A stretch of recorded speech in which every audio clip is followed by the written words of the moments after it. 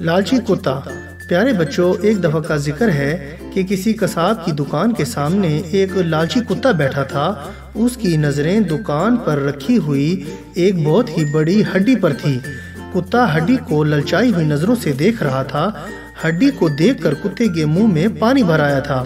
وہ قصاب کی دکان سے ہڈی کو چرانے کے بارے میں سوچنے لگا تھا۔ اتنی دیر میں گاہک اس کی دکان پر آ گیا تو وہ اس کو گوشت بنا کر دینے میں مصروف ہو گیا۔ ادھر کتے کو موقع مل گیا اور اس نے لپک کر ہڈی کا ٹکڑا اٹھایا اور بھاگ نکلا۔ قصاب بیچارہ دیکھتا ہی رہ گیا۔ کتا ہڈی کا ٹکڑا منہ میں دبائے خوشی خوشی جنگل کی طرف بھاگا جا رہا تھا اور سوچ رہا تھا کہ میں یہ ہڈی ایسی جگہ بیٹھ کر کھاؤں گا جہاں کوئی اور میرے پاس نہ آئے۔ جنگل کے راستے میں ایک ندی پڑتی تھی، اس پر ایک پل تھا۔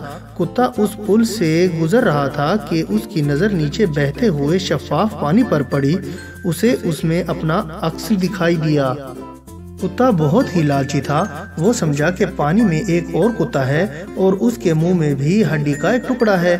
اس نے چاہا کہ اس کا ہڈی کا ٹکڑا بھی اس سے چھین لے اور خوب جی بھر کر مزے اڑائے۔ لالچ نے اسے اتنا اندھا کر دیا تھا کہ وہ یہ بھی نہ سمجھ سکا کہ جسے وہ دوسرا کتا سمجھ رہا تھا اس کا اپنا ہی عکس تھا۔ اس نے دوسرے کتے پر حملہ کرنے کے لیے بھونکنے کی کوشش کی اور جیسے ہی بھونکنے کے لیے اس نے اپنا منہ کھولا تو اس کا اپنا ہڈی کا ٹکڑا بھی پانی میں گر پڑا اور ندی کی تند و تیز لہریں اسے کہیں کا کہیں لے گئیں۔ ہڈی کے ایک اور ٹکڑے کا لالچ کرتے کرتے وہ اپنے ٹکڑے سے بھی ہاتھ دھو بیٹھا تھا۔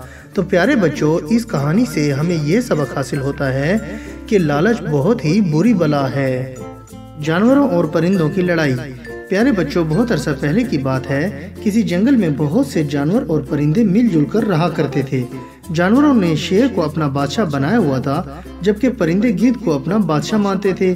لیکن شیر کو یہ بات بالکل پسند نہیں تھی کہ ایک جنگل میں دو بادشاہ حکومت کریں۔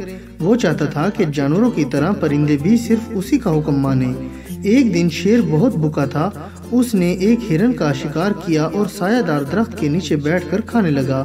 شیر ہرن کا گوشت کھانے میں مصروف تھا کہ اچانک فضا میں اڑتے ہوئے گدھ کی نظر اس پر پڑ گئی۔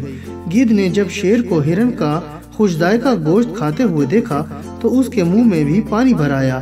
شیر کے منہ میں گوشت کا ٹکڑا دیکھتے ہی اس نے ہوا میں غوطہ لگایا اور گوشت جھپٹ کر واپس ہوا میں اڑ گیا۔ شیر گدھ کی اس حرکت پر سخت ناراض ہوا، لیکن وہ ہوا میں اڑ کر گدھ کو نہیں پکڑ سکتا تھا، اس لیے خاموش رہا۔ اس نے جنگل کے جانوروں کو ایک جگہ جمع کیا اور گرجدار آواز میں بولا، اچھے ساتھیوں، گدھ نے تمہارے بادشاہ کے ساتھ بہت بدتمیزی کی ہے۔ وہ نہایت چالاکی سے میرا گوشت کا ٹکڑا لے اڑا ہے۔ اگر آج ہم نے گدھ کو اس کی بات کی سزا نہ دی تو مجھے یقین ہے کہ کل وہ تم سب کے ساتھ بھی ایسا ہی سلوک کرے گا۔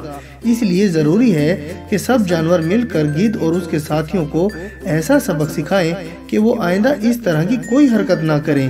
شیر کی بات سن کر سب جانوروں نے اس کی حمایت کی اور فیصلہ کیا کہ ہم پرندوں پر اس وقت حملہ کریں گے جب وہ رات کو اپنے گھونسلوں میں مزے کی نیند سو رہے ہوتے ہیں۔ چنانچہ اسی رات انہوں نے سوئے ہوئے پرندوں پر حملہ کر دیا۔ اس حملے میں بہت سے پرندے مر گئے۔ اگلی صبح پرندے بھی جانوروں کی شکایت لے کر اپنے بادشاہ گدھ کے پاس جمع ہو گئے اور جانوروں سے بدلہ لینے کی ترکیب سوچنے لگے۔ کافی بحث کے بعد یہ طے پایا کہ بدلہ لینے کے لیے بہت سے چھوٹے چھوٹے کنکر جمع کر کے انہیں بلندی سے ان موٹے تازے جانوروں پر برسایا جائے۔ اس ترکیب پر اتفاق ہونے کے بعد پرندوں نے پرجوش انداز میں کنکر جمع کیے اور انہیں چونچ اور پنجوں میں دبا کر ہوا میں اڑنے لگے۔